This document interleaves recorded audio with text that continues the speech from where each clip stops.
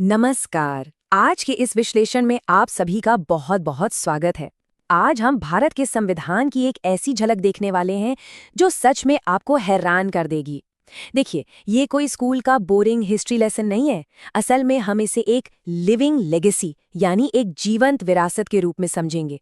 ये सिर्फ कानून की कोई पुरानी धूल खाती हुई किताब नहीं है, बल्कि एक ऐसी मजबूत नींव है जिस पर हमारा इतना विशाल देश हर रोज खड़ा होता है। तो चलिए, बिना वक्त गवाए इसके कुछ सबसे रोचक पहलुओं पर नजर डालते हैं।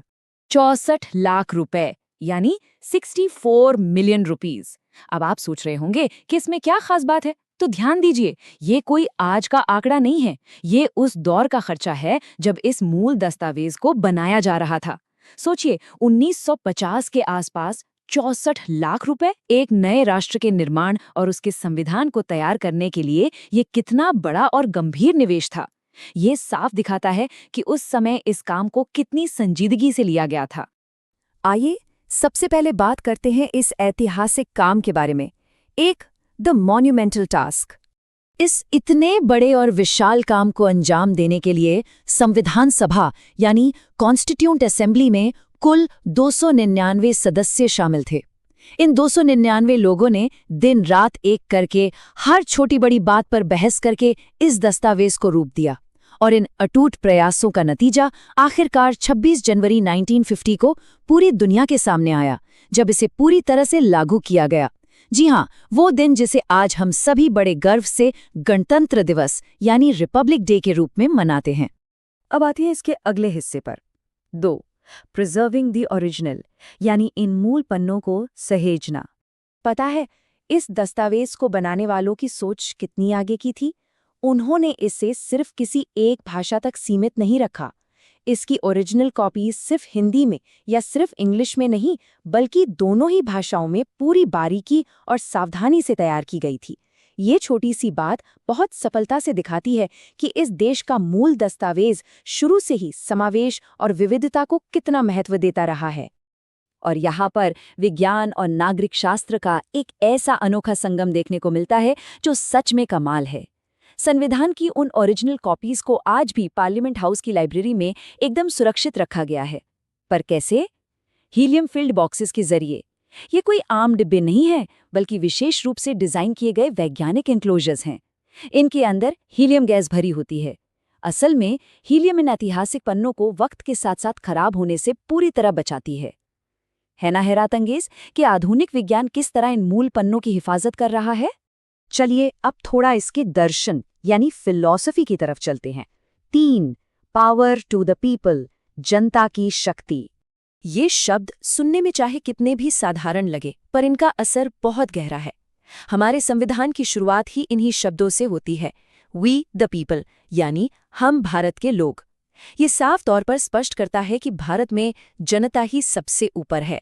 इस देश की सारी शक्तियां, सारे कानून और सारी व्यवस्थाएं आखिर में इस देश की जनता से ही आती हैं और उनके ही अधिकार को सर्वोपरि रखती हैं। इस बात को हम नागरिकता के नियम से भी बहुत अच्छे से समझ सकते हैं।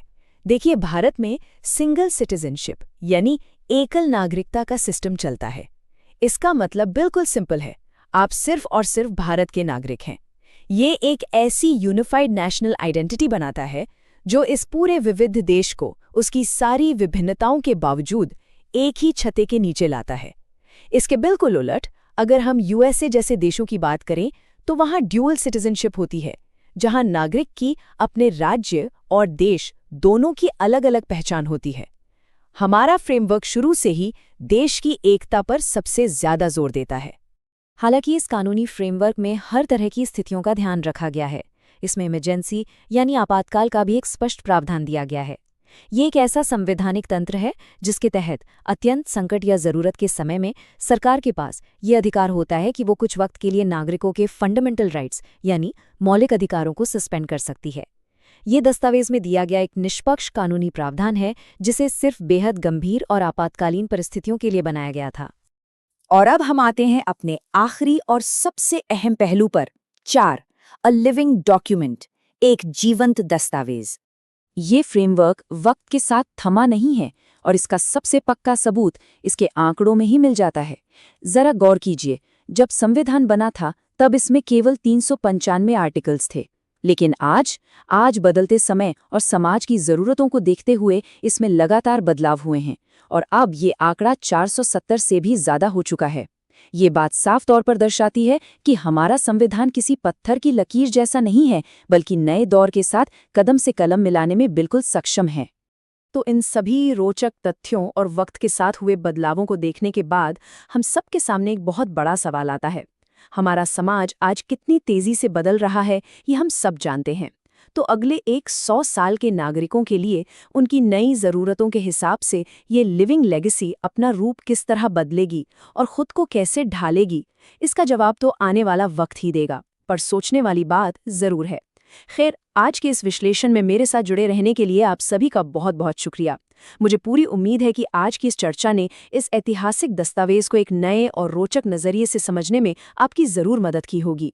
अगर हम एक ऐसे देश के बारे में सोचें जहां अनगिनत भाषाएं, धर्म और संस्कृतियां एक साथ रहती हैं, तो इस पूरी विविधता को एक डोर में बांधने वाला ढांचा तैयार करना मानव इतिहास की सबसे बड़ी चुनौतियों में से एक था।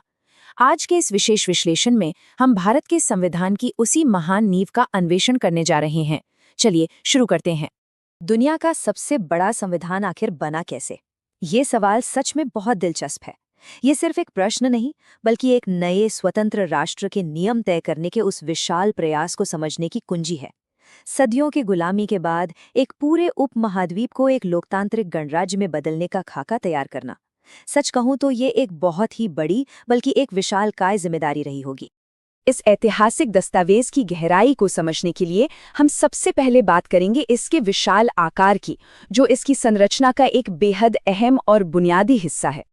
भारत का संविधान दुनिया का सबसे बड़ा लिखित संविधान है और ध्यान देने वाली बात यह है कि ये सिर्फ पन्नों की संख्या का मामला नहीं है। एक इतने बड़े और विविध देश को चलाने के लिए हर अधिकार, हर नियम को इतनी बारीकियों से पिरोना पड़ा ताकि कोई भी वर्ग या नागरिक अछूता न रह जाए। यही विस्तार इसको पूरी दुनिया में सबसे अलग बनाता है। इतने बड़े पैमाने पर सब कुछ संकलित करना ये सुनिश्चित करता है कि लोकतंत्र के हर स्तंभ को एक स्पष्ट दिशा मिल सके। अब इसके हैरान करने वाले आकार से थोड़ा आगे बढ़ते हैं और चर्चा करते हैं उन शानदार दिमागों और हाथों की जिन्होंने इस पूरे ढांचे को इतनी खूबसूरती से तराशा है।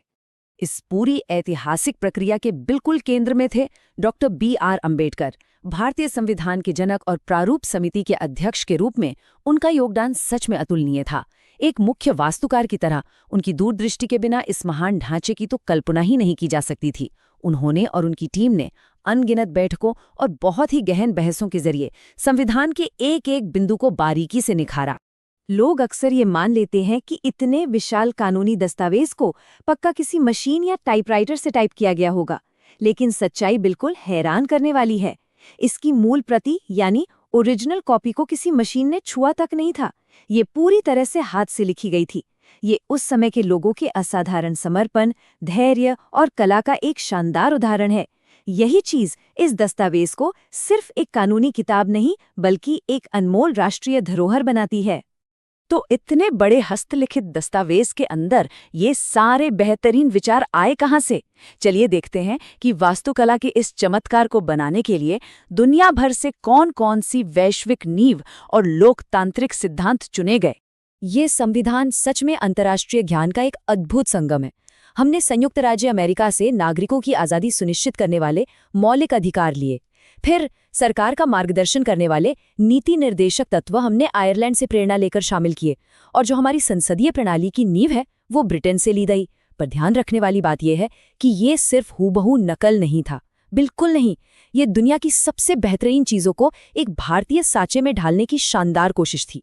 इसके निर्माताओं ने इन सभी सिद्धांतों को हमारी अपनी सामाजिक और सांस्कृतिक स्थितियों के हिसाब से अनुकूल बनाया। इन सभी श्रेष्ठ विचारों को एक साथ लाने के बाद आखिरी चरण में बारी आती है इसे आधिकारिक रूप से अपनाने और इसके समय के साथ विकसित होने की।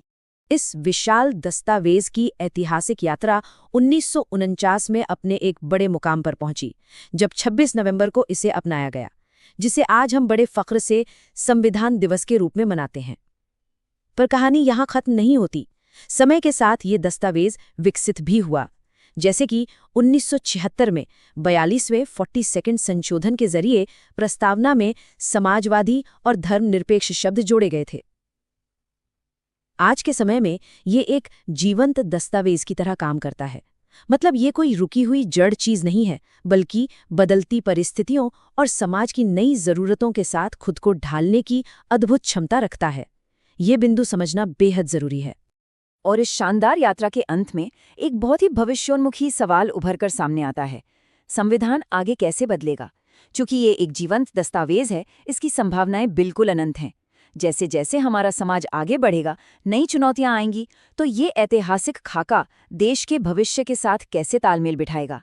ये एक ऐसा सवाल है जो हम सभी को अपने लोकतंत्र के आने वाले कल के बारे में गहराई से सोचने पर मजबूर करता है। इस पूरी चर्चा का हिस्सा बनने